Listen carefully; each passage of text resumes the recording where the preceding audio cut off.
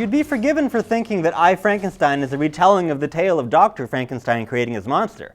Instead, it's actually an incredibly loose sequel of sorts that turns the monster into a brooding Hulk, caught up in a centuries-old war between demons and gargoyles.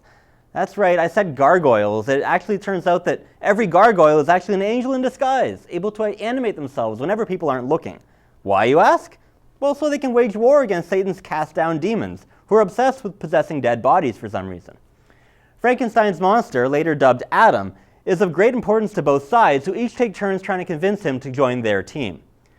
I, Frankenstein feels more in the vein of Underworld than classic Frankenstein, which makes sense, as they were both written by the same guy. It's not just the writing, though, the movies even look the same. The familiarity and visual style and the supernatural war of it all could be forgiven if I, Frankenstein bothered to make any sense at all. It maintains a level of stupidity throughout that seems almost unbelievable.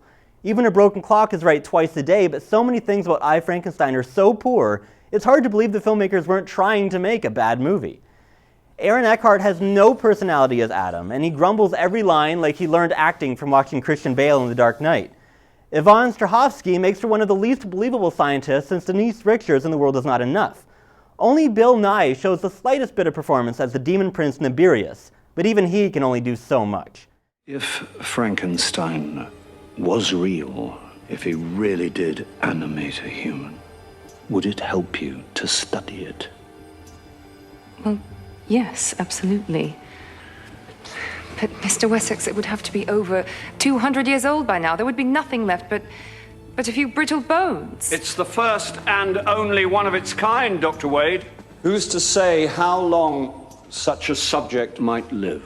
If you saw the commercials or trailers for I, Frankenstein and thought the movie looked really cool, you'll probably get exactly what you want and be satisfied. If your first impression of I, Frankenstein was that it looked pretty bad, trust your instincts and don't bother. It's even worse than it looked. I, Frankenstein gets half a star out of 5. For Ignite Entertainment, I'm Chris Luckett.